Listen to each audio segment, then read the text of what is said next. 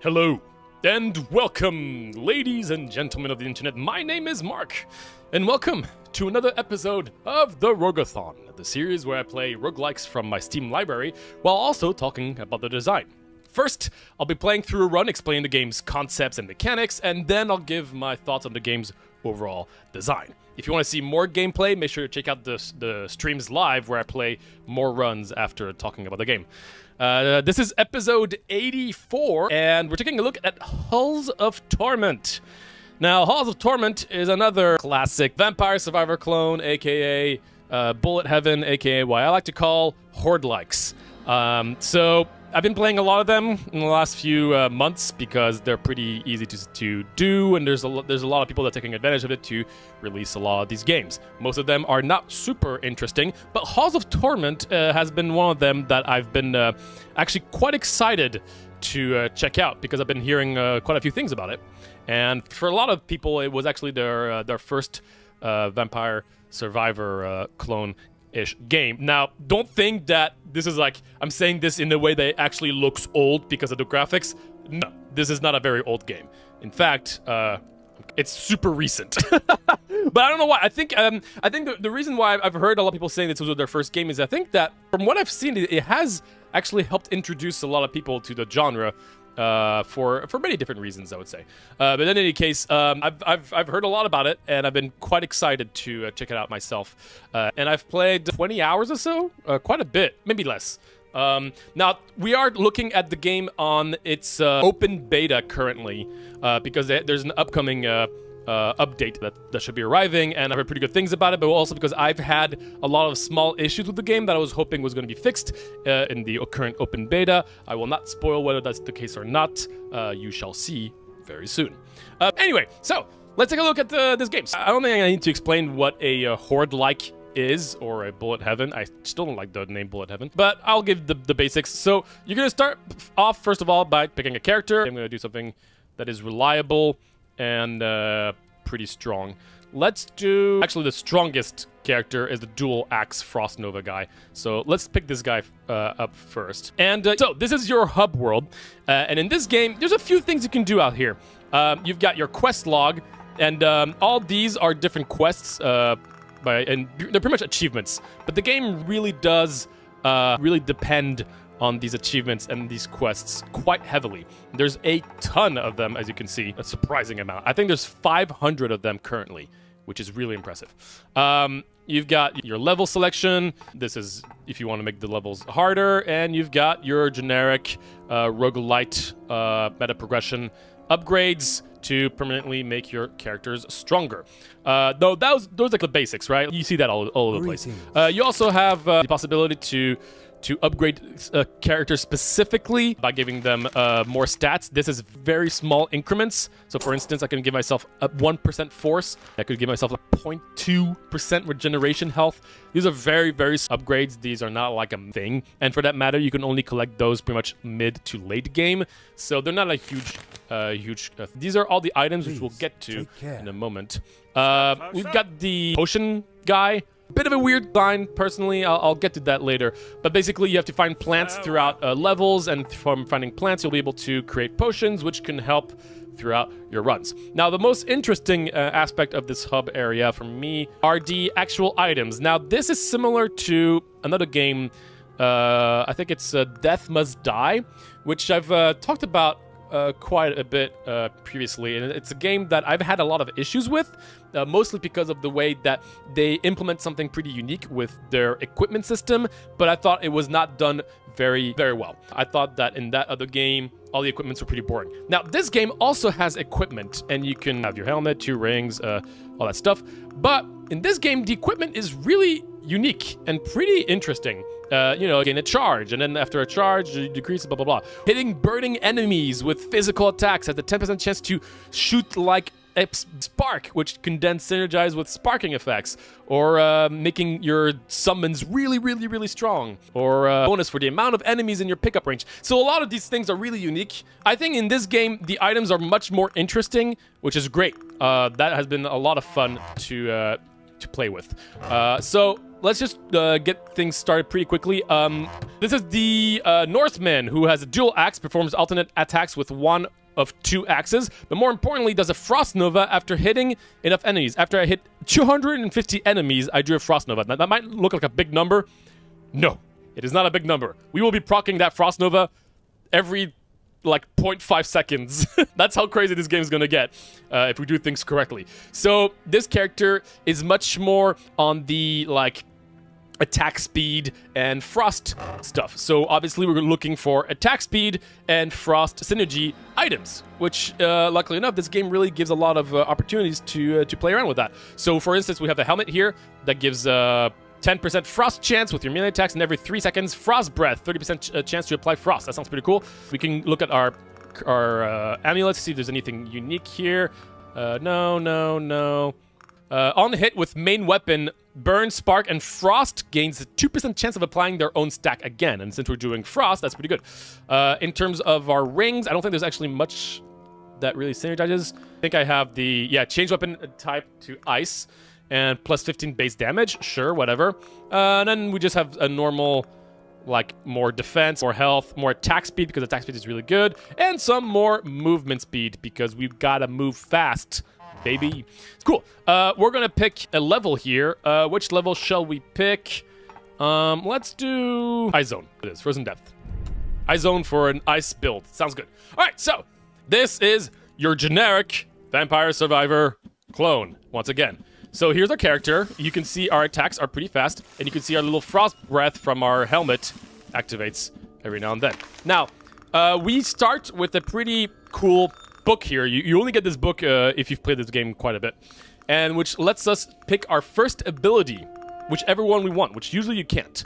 Now we're going for the frost build. There's only 2 frost abilities currently in the game, so we're going to grab the Frost Avalanche, which emits 4 frost projectiles in a diagonal direction, deals mediocre damage, but has a chance to apply frost. Frost does stuff. It's not just slowing down things, it also deals damage.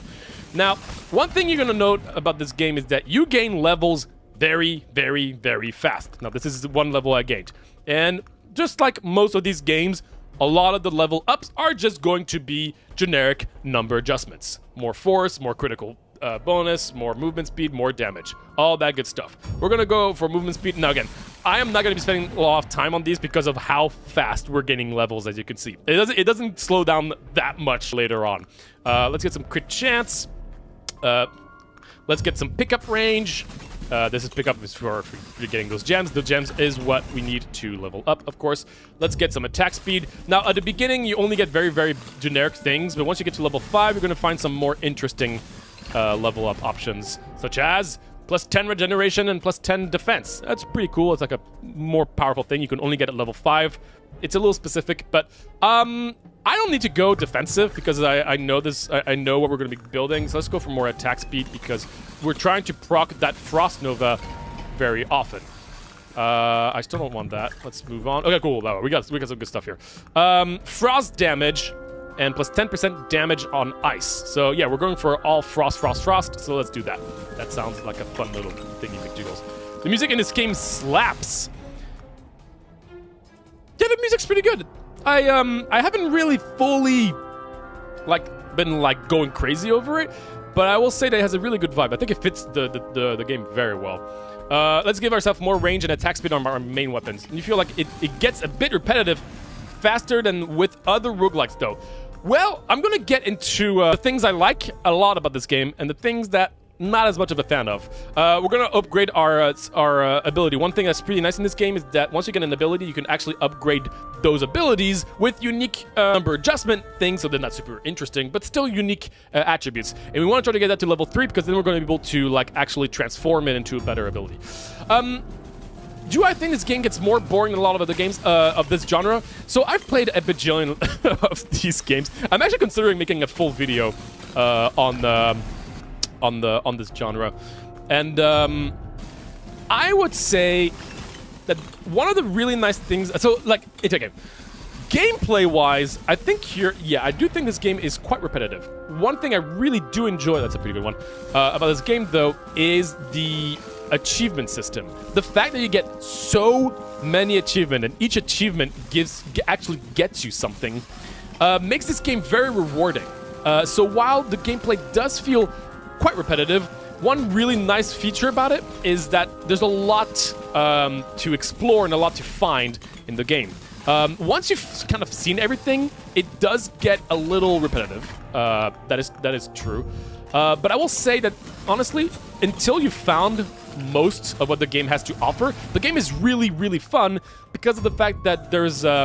like you're always wondering what the next level is going to have, what secret there is, which is one of the nicest things about Vampire Survivor. Vampire Survivor is like a really, really solid game in terms of always keeping the audience really engaged because you're always wondering what else does this game hide. Now, I will say this game has way less secrets and way less like unique things to find than Vampire Survivors, but the first few hours of playing this game are really engaging because you discover a lot of unique things. All the levels are very, very different from one another with unique bosses.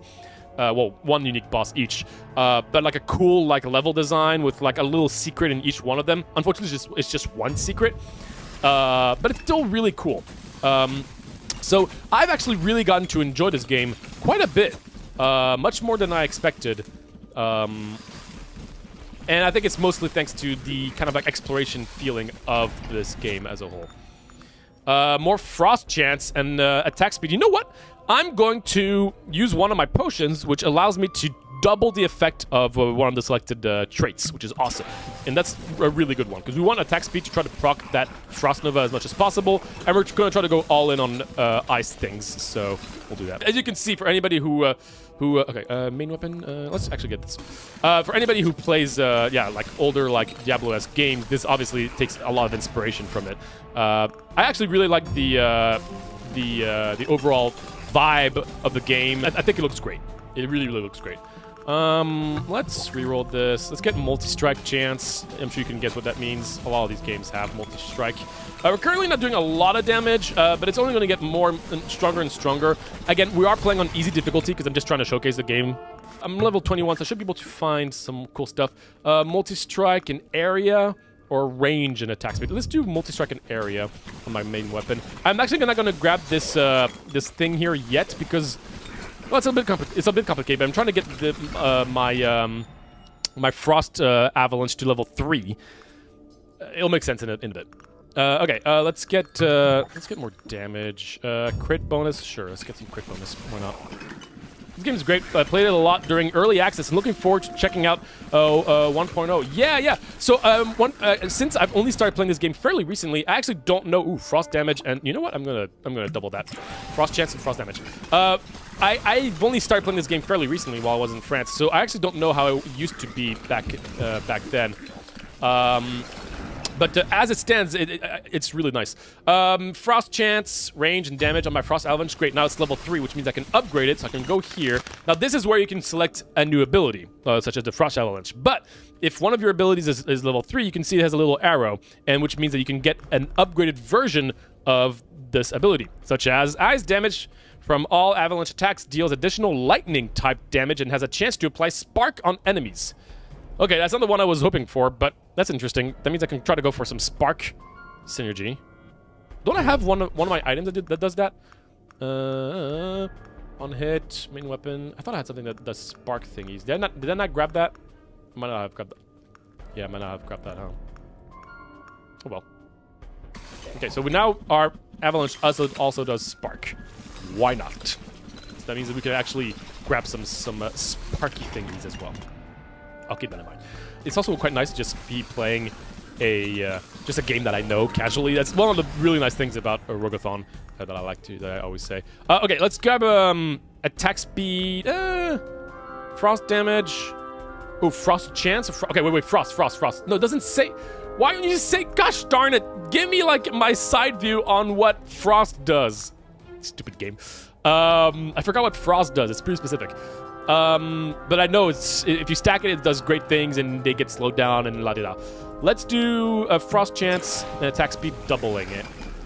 The last stream, it was our first sponsored stream actually, which gosh, again, I was really happy that the game was really, really solid. Again, I like I mentioned in case you weren't there for the last stream. Let's do that. I'm only going to be picking games that that I actually look really good if I'm going to be doing a sponsored stream. We've been getting a lot of opportunities, but it's just, you know, there's a lot of things that just kind of, it's just not something I want to promote on this channel. So I'm really happy that it was such an amazing game. And now that I'm not live during the sponsored segment, I can truly say this game is freaking awesome. Wow. I still haven't actually played more of it, but I really am excited about it. Because it was really, really fun. Gosh, what an amazing game. It was like one of the best games I've played on Next Big Roguelike. And it just happened to be the sponsored one, which is great.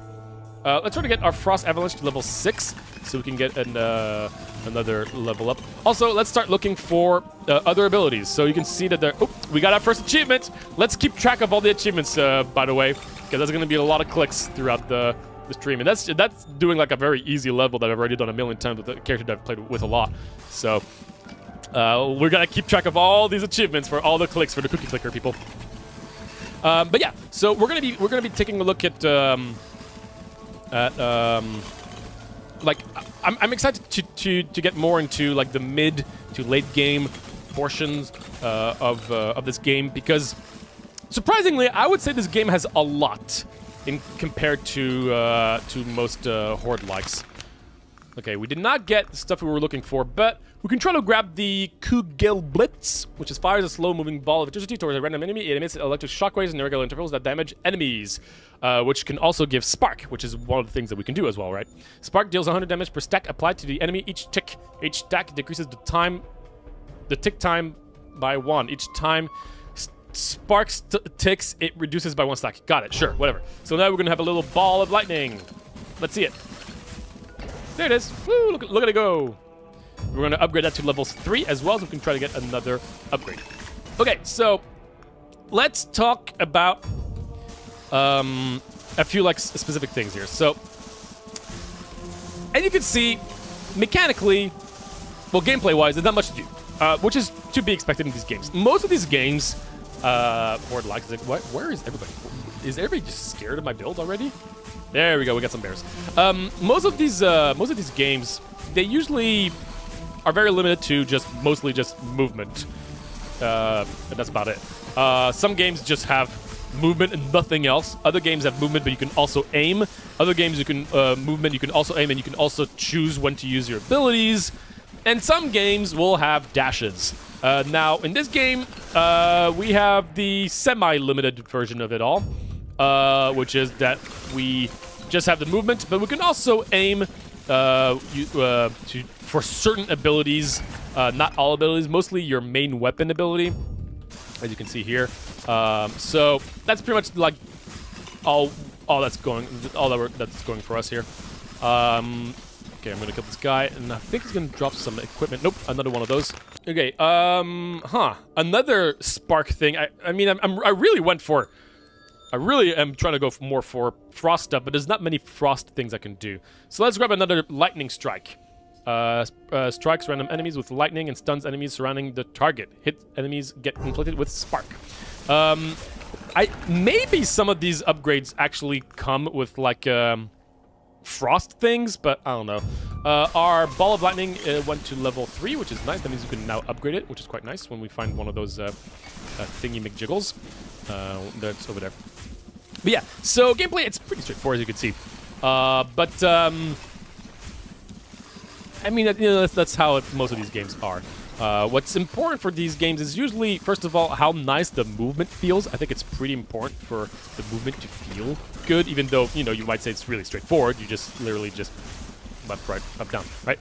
I think being able to like get around enemies and being able to like swivel around things is a very, very important criteria for these kinds of games. And as you'll be seeing later on, hopefully, unless I'm way too powerful, maybe I'm going to be way too powerful, there's going to be situations where you're going to be overrun by a lot of enemies.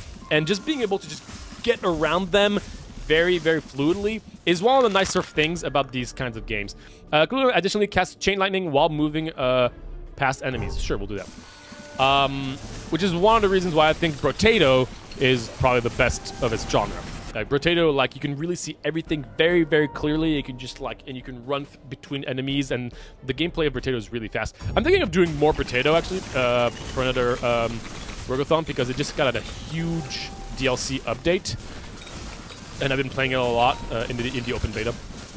So I might want to showcase that again because it's a new DLC. But we're not talking about Potato here. Frost Chance and attack speed on ice. Sure, let's do it. That video about these types of games would be really cool, by the way. Something like Bullet Heaven games. Exactly, yeah. Which, if I'm really thinking about, if I'm really thinking about it right now, I would probably have to call it like Vampire Survivor Clones or something like that, because, the Bullet Heaven tag is still not really well known.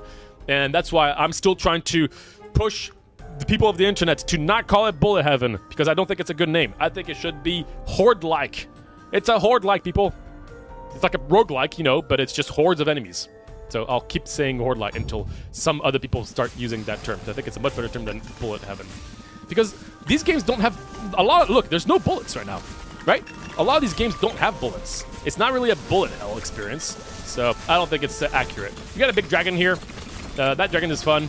You breathe fire. You can't really see too much because of the build I'm playing, but that dragon is dead now. Oh, we got our first chest. Chest is where you can change your equipment. Now, normally, for most of this game, when you start playing it, you don't actually have the equipment that I have here. You need to earn those equipment. You need to get equipment from these chests and then send them up into a well, which is part of the fun beginning portion of the game, is that you really have to build a lot of your inventory and your armory and finding new items and setting them up and surviving long enough to send them up is a cool aspect. Here, I've pretty much bought, well, I don't have all the items. For instance, this one, it says not sent up, which means that I still have not sent that up already, which usually means it's not as much of an interesting item, but I've seen a lot of them. In this instance, since I already started with most of the great items, well, you might think, well, what's the point of finding more items? Well, a lot of the items you can find... Okay, I was hoping that would actually work, but a lot of times you can find the same items but upgraded only during runs, which means that even if you start with the perfect item combination, you still are going to have fun looking for equipment, because you can find upgraded versions of these equipments that you can't bring back up. It's just for the run. More importantly, I think all of these upgraded versions of these equipments have two different forms, so it's not always just the same upgrade, So there's a lot of there's a lot of cool things that you can find. Also, sometimes you just find better items than what you've started with, because it takes a while to get all the items you want. Let's see here. Take 30 seconds to charge. When hit, negate damage. Charge is used. Gives force and damage bonus when overcharged. Has diminishing returns. Oh, you couldn't see anything, sorry. Has diminishing returns. I don't know what diminishing returns means. This is going to be a topic of conversation very soon, by the way. Per 1 HP missing, 0.1 damage. I really like that one, because it's not per percent HP missing, which means that any character is just good, pretty good. It's per 1 HP, which means that if you're a tank, it's a really good item. I love these kind of designs. Or leave a patch of fire. We don't care about it. I'm pretty happy with what we have here. I'm just going to not take anything. I'm just going to move on here. Yeah, one negative about this game is the layout of the information in the UI and the amount of information you get. It's a bit cryptic by how you learn. Okay, fine. I'll mention it already. Yes, I think the UI is terrible, and I think that the information provided is also terrible. And I'm kind of sad they haven't changed. There'll be plenty of examples where I actually show some of the issues I have with the UI and the information. So we're gonna get some, let's get some defense, just a little bit of defense, because why not? And let's just start walking towards the next destination. Jeez, okay, fine, I will upgrade one of those lightning things. Spark chance, why not? I don't know if the lightning angle is gonna actually work out here, because I really put a lot of my upgrades into frost things, because I just really like frost. I really wish there were more abilities. I guess that's one topic. So they put a lot of work into some of the upgrades of these abilities, and I think it's really cool. But I just would have rather have more unique abilities. I mean, you could have both, but ooh, yeah, we got one of those magnets. It's always so satisfying. But I really wish there were more ones. I mean, there's a handful. Don't get me wrong. And to be honest, there's some that I still have not actually unlocked. And I guess that's one thing that I can already start talking about is, so one of the really great aspects of this game is, once again, the achievement system. I think the achievement system is really fun and unique, where like you get a million, you constantly get rewarded for playing the game, which is great. You know, it's great to have these kinds of systems to keep players' engagement pretty high, right? Now, as you'll see once we're done with this run, it's going to show us all the achievements we got. And it's going to tell us what it unlocked. Problem is, it just tells you the name of whatever it did. You don't really get to know what the hell that meant. You unlock a bunch of stuff, but a lot of times it just says you unlocked trait this, or you unlocked the ability this, or you unlocked the upgrade this. And you're like, okay, sure, I'm sure that's useful, but I have no idea what it is. And you can't actually look at it there. You have to remember by like going back to the hub and trying to remember what it was that you upgraded. Again, this game, I feel like this game really needs better quality of life updates, because it's awesome to have a lot of like constant, like being constantly being rewarded, but not really knowing what you get from it is a bit annoying. All right, I'm actually going to get the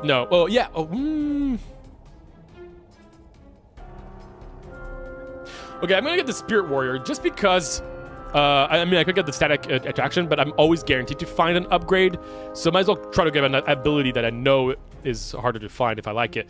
So this is like a Fire Warrior, right? But,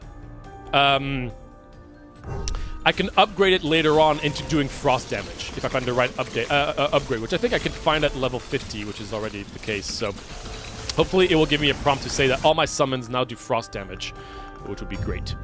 But yeah, so what I meant by that is that I'm pretty sure there's more abilities I could find.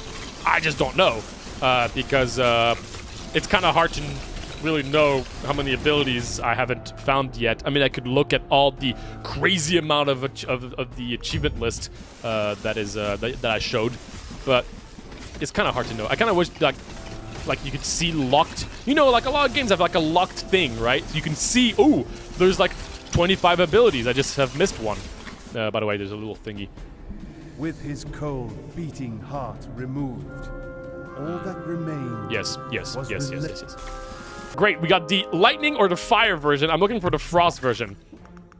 Gosh darn it. Whatever, pickup range. Again, it's... Some people are going to say it's a good thing. Others will say it's a bad thing. I'm kind of half and half, and I think it depends on certain things. But the amount of things you unlock is, on one end, really rewarding. On the other, well, you kind of wish you could unlock more things faster. Because... like, right now I'm showing you, like, really probably the most fun part of the game from a gameplay standpoint. Not from a discovery standpoint. Discovery-wise, I've kind of seen everything, so it's kind of disappointing. But gameplay-wise, I have a lot more options, and it's fun to see a lot of abilities you can pick from and all that good stuff. And I've got different potions, so it's really fun. At the beginning, you really don't get much. Now, you know, I think it's fair that a lot of games, you know, it's understandable that a lot of games don't give you all the... Gosh, don't give you everything at once. You have to, you know, earn it. I think it takes a little too long in this game to get a lot of these really fun gameplay mechanics. For instance, the potion that allows me to double an ability is really fun, right? And it's not overpowered because you saw how many levels I gain. It's not like an overpowered thing, but it's really, really fun. Unfortunately, you unlock that like 10 hours in. Which for some might not be a large amount of time, and actually it might be more or less. I kind of forgot because I was just playing. I was kind of like playing this game non-stop for a few days back in France. But a lot of these mechanics, yeah, you know, it's a bit grindy. Again, the benefit of this game is the grind. I think goes quite well with the discovery aspect, which means that people will probably not get too bored of it. All right, what do we got? At the end, of his dash, the Spirit Warrior casts a physical shockwave that damages and applies slow on enemies. Slow. Effect can stack, reducing speed relative to the number of stacks. Frost Avalanche spawns additional projectiles while moving. I want to do that instead. Let's take a look. Look at that. Boom, boom, boom. Cool. So our little Frost Avalanche is doing some good work. Okay, so those are all the things. Oh, beautiful. Elemental Surge. Transforms damage from summons to ice. Give a 5% chance of frost on hit. Horde summons excluded. Some items. Oh, yeah. Those are like our item-specific things. Got it. All right. Well, here's another example of information not being delivered very well, in my opinion. Ooh, gosh. Plus 60% damage ice, but minus 30% frost chance. Now, if I knew what frost did while I was hovering over the thing that has frost, I could probably know exactly what I want. I don't know why it doesn't give me the frost thing. Like, why aren't you telling me what frost does? I mean, I know I should know, but I just kind of forgot. Because there's a lot of different status effects with very specific things. Like, is there a way for me to know what frost does? I actually, unfortunately, don't think there is. Gosh. Is there something about frost and then, like, if I hover? Frost chance. Nope, it just tells me the numbers. Alright, I guess I don't think there's a way for me to know what frost is. And if this is the case, I just can't see it. Frost damage, but that's not... It's the worst. Yeah, no, it's pretty terrible. Okay, so let's talk about... I'm not gonna grab that, because I just generally don't know if that's valuable or not. And losing 30% frost chance, I don't really know how beneficial that is. Also, like, you have base crit damage, which increases the base damage of critical hits. Multiplicative with normal crit bonuses. So you can have, like, a trait for base crit bonus, as well as crit bonus, as well as crit chance. Why? Every other game doesn't do that. Why did you take the extra step to just add an extra value that honestly could just not have been? I understand that if you know a lot about the game, it's really nice to have more flexibility upon like what you can do with certain numbers and traits, but for most gamers, most people are not even going to understand what that means. Like, yeah, like a dedicated fan of this game will probably tell me that, like, oh, it's great. This is like a really, really nice feature of this game. You can really min-max things. But it's just unnecessarily complicated, and I don't think they need to have something that says multiplicative with normal crit bonuses for, like, increasing the base damage of crits, while also percentage by which damage is increased when dealing critical hits. They're pretty much the same to an extent, not mathematically, so I understand what they were going for, but I just in a game where you get many, many upgrades and where numbers are just being thrown at you, I think it's a little unnecessary. It wouldn't be as bad if the rest of the stats were so convoluted. You're right. I think you weren't. Yeah, I agree, because the fact that it's over the already amount of stuff that you're just so not completely sure what does what, it's a bit confusing. Now, okay, so there is I don't know if you've seen, but there are, every now and then when I get a level, there is a trait that gives you force. Now, force is a huge mess. What does force does? Well, once we see the trait, we'll be able to read specifically what force does. And actually, let's try to get some levels by grabbing the hourglass here. And we're going to get a very, very satisfying thing here coming up. Let's try to force. There you go, force. Okay. Improves different parameters depending on the weapon skill ability. Please check their stats to learn which are affected by force. Now, first off, asking the player to go in their, like, character stat this mess to know what force does, I would not recommend. Second, it's still really hard to know exactly what it is, because the fact that it doesn't just show you like that, you actually have to look for the specific thing that says force. There you go, I got it. Boom. Knockback. So, apparently, force only affects knockback. Let's see, does it do more? Well, this is the Frost Nova, which is different. We got the Dragon, so this is for my helmet. It actually increases the duration of that helmet thing. Now, what does my helmet do? We don't know. We have to go back to my inventory to know what the hell that means, because there's no prompt to show you what the item does. And then specific abilities, I have to go to the ability tab, go on the specific ability, and I have to scroll all the way to find what the force does. Boom, force does max duration. Great. So now we know what the force does for one ability, one of my items, and one of my characters. I get it. It's hard to be able to put everything out there, but man, the problem is in this kind of game where you're leveling up so fast and it's super fast paced, people are not going to be spending time looking at these very, very niche little details. So I think force is just a bit of a mess, and I honestly think it would need like a full overhaul, just because of how complicated it is. Now, again, I've been mostly talking about the negatives here, but that's because once again, unfortunately, it's always easier to talk about negatives. I mean, it's usually more interesting to talk about negatives because, positives are good things that everybody can kind of agree on. I love the art style. I think the gameplay is really unique. Man, does this get satisfying when you get an hourglass. Mwah. One really nice thing about the hourglass is a lot of these games, usually these gems that you collect despawn after a while. In this game, I don't think they do. You just get every single one you've found so far. So that's really fun. That's very satisfying, I will say. It does make me question what the point of pickup range is in the long run, because if you can just always guarantee to find every single one of them. Second achievement, let's keep that in mind. Kill a total of 150 elite enemies. Got it. Cool. All right, what do you got here? At the end of the dash period or cast a physical shot. Okay, that's the same one we found, but we'll upgrade it. It's fine. It is one of the better one of this game. I just think it's interesting to point out very specific issues I have that most games don't have. Like, these are pretty unique issues to have in this game.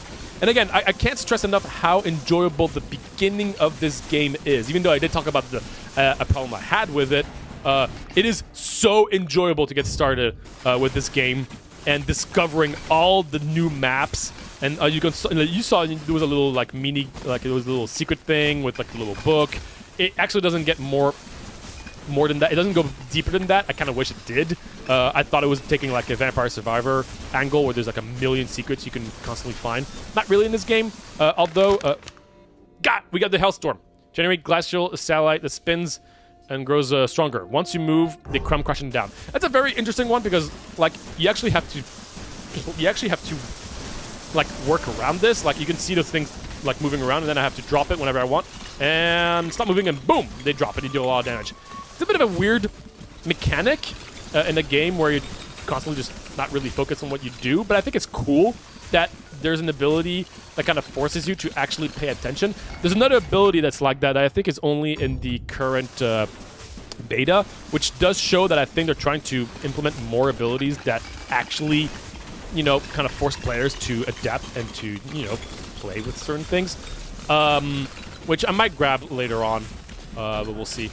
But yeah, I mean, I think I do think the abilities in this game are visually really fun. I think they could be even more interesting, but from what I'm seeing from the beta, the small amount, I got a feeling that they're trying to push that. Boom. We've got level 3. We got our level 3 ice thingy McJiggles, so that's cool. And from here on out, it's just going to be mostly the same thing here, running around until we kill everything, until we get to the boss. Once again, here I am a little overpowered. I guess I didn't realize how overpowered I would be because I haven't played the easy difficulty in a while. I didn't think I would be that overpowered. So unfortunately, sorry about that. The next run I'll be doing on the stream will be much harder, so you can really see the difficulty of the game. One of the really nice aspects of the game's difficulty is health. Now, here, it's not a good example because I take a lot of damage and I immediately get my health back. But one of the cool things about this game is that your health is really important. Not in a way like you can't not take damage. You take a lot of damage often, but you do have to be careful with your movement to really make sure you don't like take too much damage, because it takes a while for that health to come back up. So there is a lot of strategy. Well, there's not a strategy, but there's a lot of skill in terms of like your movement at higher level or at the beginning when you start playing the game, because things do get pretty strong if you like go down the different levels. So That's really cool. Like when you're like completely overrun by a bunch of enemies and you have to just go around everyone and like get a little potion here and there, and like for like a solid 5 minutes you're at like really low health, taking a bit of damage, regaining a little bit of health, and it's like there's a really fun balance of like losing health and getting it back that I think is really, really cool and unique. That I really don't get to see very often. We got a big boy here. We're gonna slowly kill that. What do we got here? Enables you to revive once. Is there anything I want to bring up? Anything that's fun? I haven't found any of my... Oh, it's because probably because I'm playing on low difficulty. Or maybe when not using main weapon plus 100 damage. Now, those are some cool items. Like, man, those are some really, really interesting items, you know? I'm gonna grab that for... I'm gonna ship that up there. I can always have it. One thing that you might not realize that, again, all the levels are different. This could have been one of those games where there was just like 2 levels that were like, you know, really unique. I think Death Must Die only has 2 levels currently. And I'm comparing it to Death Must Die because they do a lot of things similar. But here there's like 6, 7 levels, and a lot of thought has been put into them. So good job with them. All right, Frost Warrior. Let's get that going up. You know, it's just pretty much just gonna be that for a while because of the fact that the difficulty is just super, super low. I didn't realize how low the difficulty would be. I kind of want to. Okay, I also do want to try out the new map in this beta. I made sure that I played enough so I could unlock it, and it takes a while to unlock it. You need to purchase 30 items in the hub world, which is a lot. It's a long time. But I wanted to do that so I could try out this new level, which again is in beta. So if there's any problems, then it's potentially going to be changed. It's kind of interesting. I haven't felt this OP in a while. I just didn't want it to be too hard by playing the harder difficulty things. Okay, I think I'm gonna end it here. You get the idea. Can I even die? If I just stop moving, will they kill me? I don't even know. Kill me! Kill me! Kill me! Kill me! Kill me! Kill me! That's good. Look. Come on! No! Okay, my regeneration is not super high. No, I don't want to level up. Pick up range. No, wait, no, that's the opposite of what I want. Kill me! Please kill me! Yep. Ah! Alright, 1 down. That obviously comes with the all the upgrades that I have done. And I can't believe I already got 2 achievements from playing on low difficulty. It really shows how crazy, like, the amount of, like, yeah, the amount of things there are in this game to unlock. Second one. One last one, people. By the way, if you want to play the beta, it's available on Steam. Anybody can just hop in on this beta. Unless you want to wait, which I understand. I like to play beta, so I can just, because as someone who likes game design, I like to see the process. Oh my gosh! 3rd achievement! I think that's a great example of what I was talking about. My poor Frost dude can't handle like a little blizzard. Feel bad. I'm out! Game over. Okay. Let's look at something really, really cool. Look! Stats! Stats! Stats! I love my stats. As is, in a way that doesn't surprise me with the game, it doesn't actually tell you what these things are. You kind of have to hope. Oh, sorry. It says it right here. My bad. Never mind. All right, so we can take a look. Our frost damage was... Not only does it give you the number, but also the DPS, which is great. Maximum damage per second over a duration of 30 seconds. I love that. That's great. As you can see that our frost damage, no surprise, was really high. Oh, geez. Our little sparkly dude did really well, which is quite surprising. Our Frost Nova did not do very well. Spark did really well, actually. Our spark damage was quite high. I love that. Gosh, do I love that. You get some money, you return to camp. And voila! That's the game. This game has really interesting mechanics. And this is a very interesting game. Because, again, from one end, gameplay-wise, it's super basic. and it's what you expect from these kinds of games if you've played them before. Just looking at it from afar, it looks very generic. And on one end, it kind of is from like a gameplay standpoint, but mechanically, there's a lot of really interesting things that has been put. There's a lot of work put into a lot of these things. Each of these characters, I don't think they play drastically different from one another. Some are pretty generic. I kind of actually wish that there were more things to do with the unique characters. One example I like to point out is 20 Seconds Till Dawn, which is another one of these horde likes. When it's similar, you can pick your character, but you get your certain thing. But you can upgrade your character 3 times. A big upgrade, a big ability boost that only your character can have. That kind of thing I think would be really nice. Even if it's just once a run. Once you reach level 50 or 100, you can choose from 3 really powerful character-specific ability. For instance, what if at level 50 you could choose with the character we played that all your frost damage can now apply spark? Or your frost damage, if you apply enough frost axe, it will now explode and do fire, with an fire explosion. That kind of thing would be so cool in a game like this. Now, of course, that means you would have to balance out the game differently dependent with it. But from a mechanical standpoint, I think that would be really, really cool in this game. So I wish there was more things to do with your characters. Now, the characters do have unique things other than what they start with. As you can see, we had frost upgrades when we leveled up. That's only specific to the Frostman. And one really nice addition to this game is now you can only get those late game, once again, another grind thing, but those upgrades that you saw me pick, the frost-specific upgrades, only the Norseman can have it. Unless you have his his mark.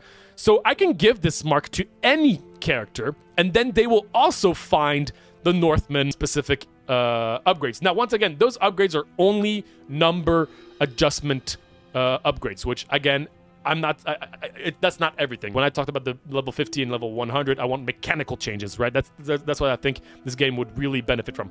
But the fact that you can really choose from any character, like very specific ability things. For instance, one really, really cool thing I found, right? The mark of the swordman. The swordman is a guy with a sword, right? There's a particular upgrade you could find that gives plus 30% range, but minus 30% melee damage, right? Melee damage. So if I give this to a character that does not do melee damage, then I could take the mark and then eventually find this upgrade and not get any downsides from the fact that I'm not playing melee. These kind of things are really satisfying and very rewarding once you can find these unique combinations that you yourself manage to, uncover. These kind of things are really, really cool. Now, I don't know if the mark system is only in the beta. I forgot. But in any case, it's only something you can find later on.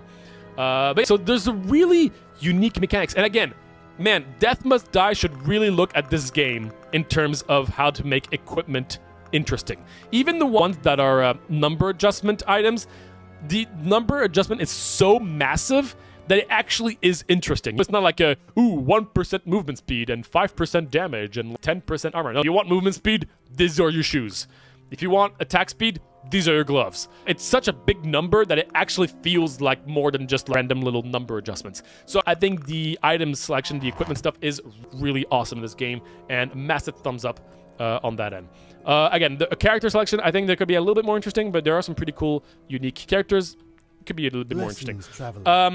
So, once again, some of the issues with this game that I have is the overall UI is pretty mediocre, and a lot of the information is kind of hard to understand or unnecessarily complicated. For instance, here, right, I can get I have 8 gems to spend. Cool. So let me spend those on my archer. Cool. Now, they changed it. That is only in the beta. Before, you had to refund all to change characters. You didn't have those gems per character. It was just overall, which made no sense. Anyway, so never mind. They changed that. Great. So never mind. You can see the different item upgrades you can find throughout the runs here. Those are cool things I was talking about. But overall, there are a few issues, again, from a UI standpoint and just quality of life things. For instance, right now, I selected this character, right? Now, look, you can see the cleric right here. You have all the information about the cleric. Cool. I'm going to pick the cleric, and I'm going to do some stuff. And then I'm like, oh, what does the cleric do again? I forgot how it worked. How can you figure it out? You can't actually look at your cleric. You have to deselect it by picking another character and then hover over the cleric to know what it does. These are tiny things, right? These are not things that make the game bad. But there are so many little quality of life issues I have with this game that the more there are, the more clunky the game feels. It's not to the point where I think it brings down the rating of this game drastically for me, but you can see that there's just, the game could be more, you just be a little easier for some people that are not professional gamers like me at this point to play this game. It's just a little hard to grasp on certain ways. The force mechanic, as I explained, it's just really unnecessarily complicated, and I think it just should be changed completely, unfortunately. It's just so complicated, and you have to get into your character stats to see everything.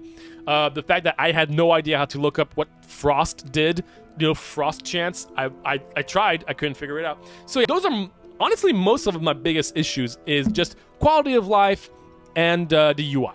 I think that could be improved drastically. Otherwise, I wish there were more secrets, more things to unlock.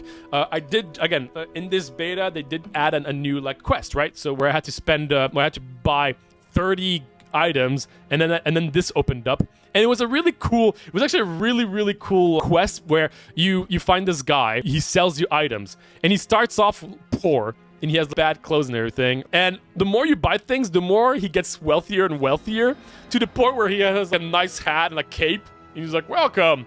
And then like, you buy your final items, and then he disappears. And then you go down there, and it unlocks a new zone. So that's a really cool thing that they just added in the beta. If there were like 20 more of these things, it would be awesome. This game would then be really good, which is, again, one of the reasons why I think Vampire Survivors was so successful. One of the reasons. It's because it had that cool quest I just talked about. Vampire Survivors has a bunch of those, and that's just so cool. But this is all new to you. Again, I don't know what is new or not. I'm just seeing it as it is now, which I think is a nice way as well for me to just experience the game, right? I just don't know how it was before, so I don't know what has improved and what hasn't. Roguelite elements are cool. It's kind of awkward that you have to spend, it's the same currency. Money is what you spend here, but you also use money to buy your items. I don't know how I feel about that. I'm going to check out the artifact. Well, the artifact things are really cool. Yeah, so every time, after a while, you unlock these artifacts, which is like how to make the game harder. Most of the time, it's just boring things. But here, the artifacts are really unique. For instance, minus 10 minutes, but 50% more monsters. Spawns lava erupting near you that damages both you and the enemies. Spawns large and slow enemies that absorb a lot of damage. Spawns additional basic enemies during their entire run, or adds traps to the halls. Like these...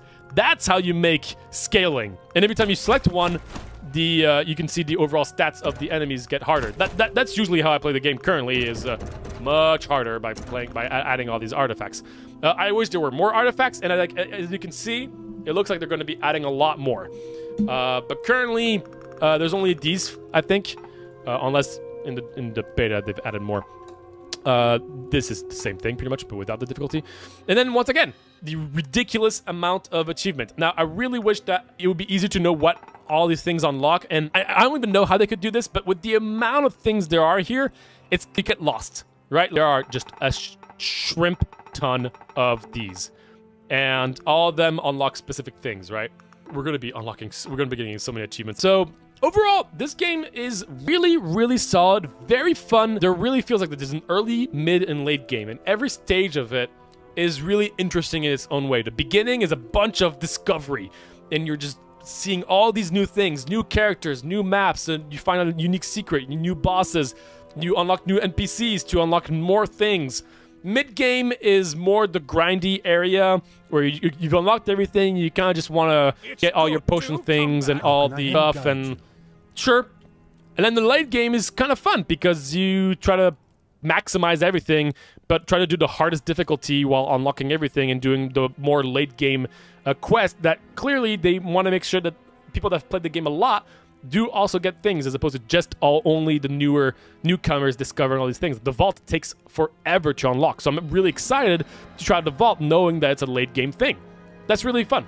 Overall, really solid game. I'm definitely excited to see what comes next. I think, once again, what I think they should fix, in my eyes, is the UI and the quality of life improvements, just certain things here and there. I think cool additions would be character-specific upgrades you can find at very specific moments in the run to make each character feel even more unique.